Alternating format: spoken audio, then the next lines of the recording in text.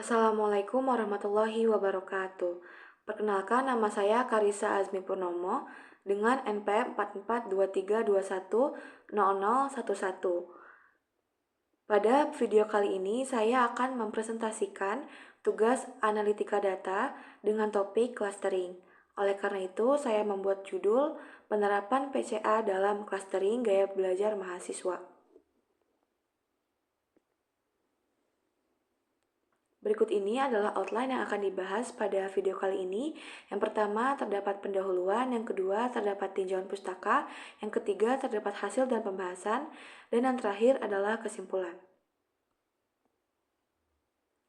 Masuk ke dalam pendahuluan.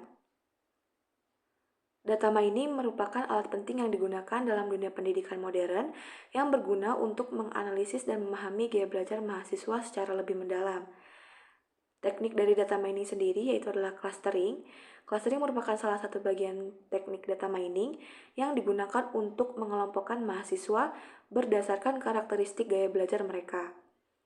Dengan menggunakan metode Principal Component Analysis atau PCA, dapat membantu mereduksi kompleksitas data dan menyoroti informasi paling relevan dengan menyederhanakan dimensi data tanpa kehilangan makna pentingnya.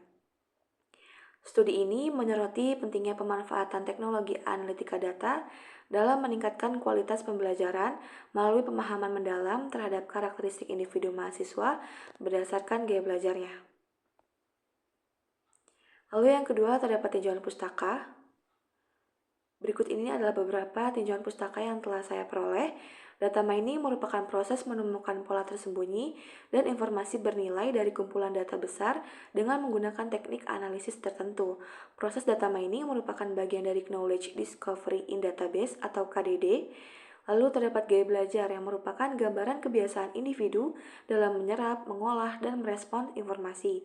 Menurut De Porter dan Henarchy, gaya belajar dibagi menjadi 3, yaitu visual, auditory, dan juga kinestik.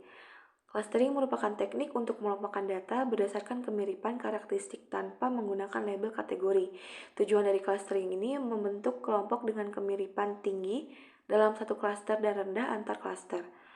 Lalu terdapat Principal Component Analysis atau PCA yang merupakan metode reduksi dimensi untuk mengubah data kompleks menjadi bentuk linier yang memaksimalkan variasi. Teknik PCA berfungsi untuk menyederhanakan data, mengurangi redundansi, dan meminimalkan noise dengan menghasilkan komponen utama. Selanjutnya masuk ke 3, yaitu hasil dan pembahasan. Yang pertama adalah menentukan dataset untuk melakukan penyesuaian data. Berikut adalah dataset yang saya peroleh dari jurnal. Terdapat nilai N yaitu sebesar 9, dan juga terdapat variabel X dan Y yaitu X visual dan Y adalah auditorial. Lalu dicari rata-ratanya atau average. Untuk variabel X atau visual yaitu 13,89 dan untuk variabel Y atau auditorial yaitu 14,67. Setelah itu dilakukan data adjust dengan cara yaitu X dikurang dengan X bar, dan juga untuk Y, data adjust Y yaitu Y dikurang Y bar, sehingga diperoleh hasil seperti ini. Setelah dilakukan data adjust, maka dari itu dilakukan pencarian nilai kovarian.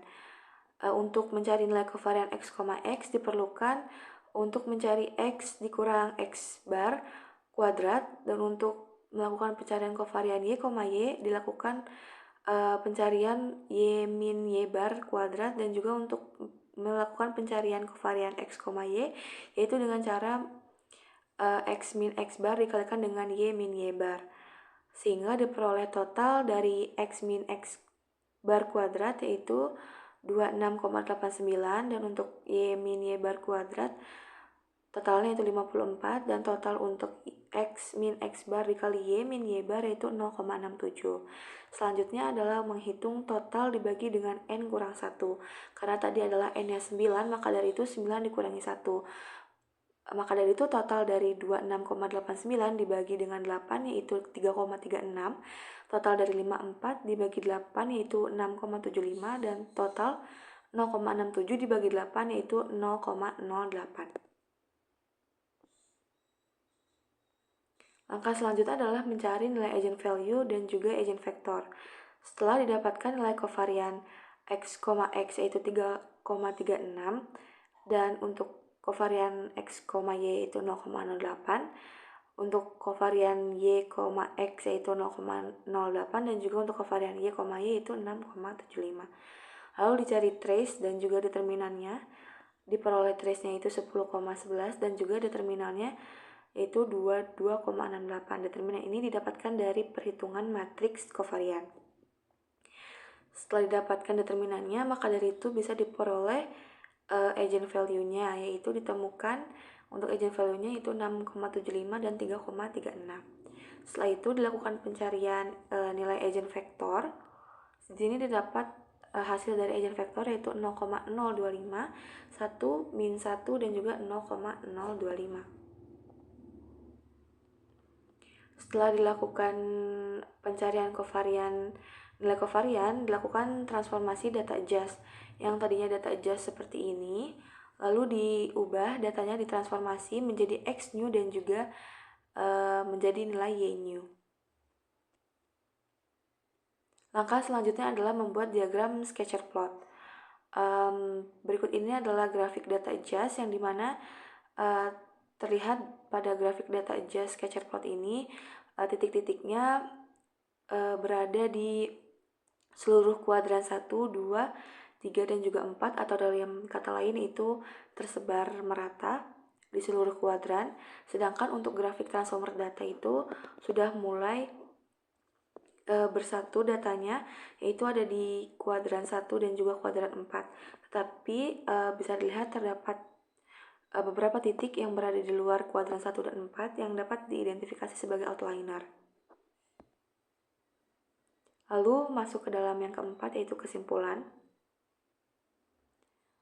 Kesimpulannya itu PCA efektif dalam mereduksi kompleksitas data gaya belajar mahasiswa dengan menggunakan scatter plot. Hasil PCA memberikan gambaran visual persebaran gaya belajar dan mendeteksi outliner. Lalu ada pula nilai covariance yang rendah antara gaya belajar visual dan auditorial yang menunjukkan hubungan yang lemah. Hasil dari analisis PCA mendukung pengembangan metode pembelajaran yang lebih personal dan adaptif. Oleh karena itu, PCA terbukti bermanfaat sebagai tahap awal sebelum proses clustering untuk memahami karakteristik mahasiswa berdasarkan gaya belajarnya. Berikut ini adalah daftar pustaka yang saya pakai. Sekian presentasi dari saya. Apabila terdapat kesalahan dan penyampaian yang kurang jelas, mohon dimaafkan. Wassalamualaikum warahmatullahi wabarakatuh.